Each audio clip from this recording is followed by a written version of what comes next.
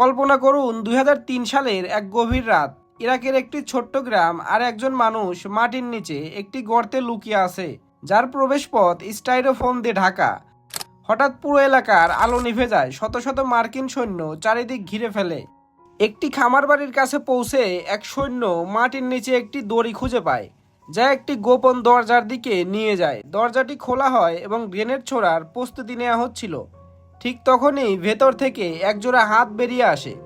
একজন দাড়িওয়ালা মানুষ ধীরে ধীরে উঠে দাঁড়ান এবং বলেন, আমি সাদ্দাম হোসেন, আমি ইরাকের প্রেসিডেন্ট এবং আমি আলোচনা করতে চাই।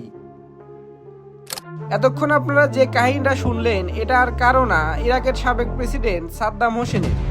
কিন্তু প্রশ্ন হলো, যে সাদ্দাম হোসেনকে মাসের পর মাস খোঁজার পরও পাওয়া যায়নি, তাকে কিভাবে খুঁজে পেল আমেরিকান সেনাবাহিনী? এর পেছনে কি লুকিয়ে আছে? কয়েক মাসের গোপন অভিযান, বিশ্বাসঘাতকতা, নাকি বুদ্ধির খেলা? আজকে আমরা জানবো কিভাবে ধরা পড়েছিল ইরাকের সাবেক প্রেসিডেন্ট সাদ্দাম হোসেন। ইরাকের সাবেক প্রেসিডেন্ট সাদ্দাম হোসেন ধরা পড়ার এই ঘটনাটি একদিনে ঘটেনি, বরং এর পেছনে ছিল অনেক দিনের খোঁজ এবং মাস্টার মাইন্ড। ২০০৩ সালে ইরাক আমেরিকা যুদ্ধ শুরু হওয়ার পর খুব দ্রুতই ইরাকের রাজধানী বাগদাদ দখল করে নেয় মার্কিন বাহিনী। মাত্র কয়েক সপ্তাহের মধ্যেই তারা ইরাকের রাজধানী দখল নিয়ে নেয়। কিন্তু সবচেয়ে বড় প্রশ্নটা তখনও থেকে যায়, সাদ্দাম হোসেন কোথায়? প্রতিদিন অভিযান চালানো হচ্ছিল, বাড়ি, বাংকার, মরুভূমি, সব জায়গায় তাকে খোঁজা হচ্ছিল, কিন্তু তিনি যেন একদম হাওয়া হয়ে গেছেন। এদিকে তার দুই ছেলে উদয় হোসেন এবং কুশাই হোসেনকেও খুঁজছিল মার্কিন সেনারা। একসময় তাদের তিনজনকে ধরিয়ে দিতে ঘোষণা করা হয় বিশাল অঙ্কের পুরস্কার। তার দুই ছেলে উদয় হোসেন ও কুশাই হোসেনকে ধরিয়ে দিতে পারলে ঘোষণা করা হয় ১৫ মিলিয়ন মার্কিন ডলার পুরস্কার, আর সাদ্দামকে ধরিয়ে দিতে পারলে ২৫ মিলিয়ন মার্কিন ডলার পুরস্কার। আর এরপরই মার্কিন বাহিনী তাকে ধরতে আরও মরিয়া হয়ে ওঠে। তাকে ধরতে তৈরি করা হয় মোস্ট ওয়ান্টেড তাসের প্যাকেট, যেখানে সাদ্দাম ছিলেন এস অফ স্পেডস। আর এর কিছুদিন পরই ২০০৩ সালের জুলাইয়ে মসুলে এক ভয়ঙ্কর অভিযানে তার দুই ছেলে উদয় হোসেন ও কুশাই হোসেন নিহত হয়। অনেকে ভেবেছিল তার ছেলেরা নিহত হয়েছে, এবার হয়তো সাদ্দাম নিজেই আত্মসমর্পণ করবে। কিন্তু ঘটে ঠিক তার উল্টোটা। কয়েকদিন পর সাদ্দাম একটি অডিও বার্তা প্রকাশ করে, যেখানে সাদ্দাম তার ছেলেদের মৃত্যুর শোক প্রকাশ করেন। আর এখান থেকেই মার্কিন সেনারা নিশ্চিত হয় যে সাদ্দাম এখনো বেঁচে আছেন এবং লুকিয়ে আছেন। এরপর শুরু হয় বড় খোঁজ অভিযান। মাসের পর মাস কোনো ফলাফল নেই।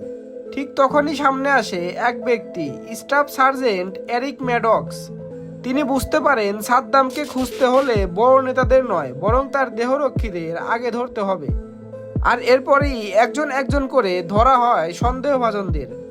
ঘন্টার পর ঘন্টা জিজ্ঞাসাবাদ করা হয়। ধীরে ধীরে একটা নাম সামনে আসে, মুহাম্মদ ইব্রাহিম ওমর আল মুসলিদ।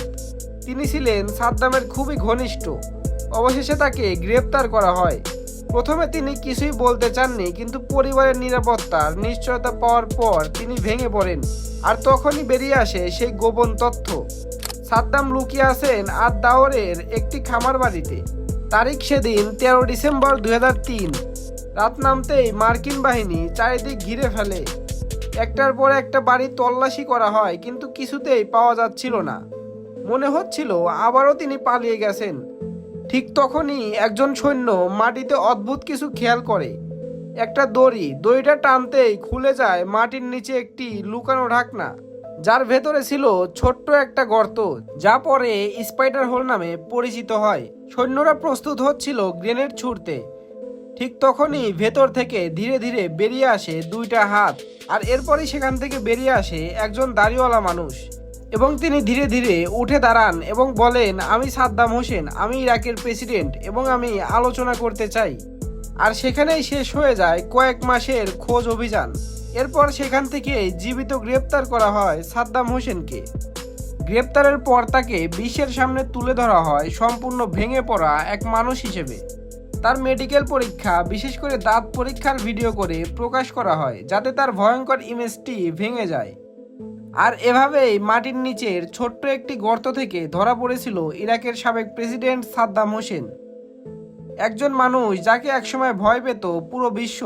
শেষ পর্যন্ত তাকে পাওয়া যায় লুকিয়ে নিঃসঙ্গ অবস্থায়। তবে তার গ্রেপ্তার হলেও শেষ হয়নি যুদ্ধ, বরং এটি ছিল ইতিহাসের এক নতুন অধ্যায়ের শুরু। এই ঘটনাটি আজও প্রমাণ করে যত শক্তিশালী হোক কেউ, সময়ের কাছে সবাইকেই হার মানতে হয়। আপনার কি মনে হয় সাদ্দাম হোসেনের পতনের পেছনে সবচেয়ে বড় কারণ কি ছিল? কমেন্টে আপনার মতামত জানাতে ভুলবেন না। আর এমনই রহস্যময় ও বাস্তব গল্প জানতে চ্যানেলটি সাবস্ক্রাইব করুন।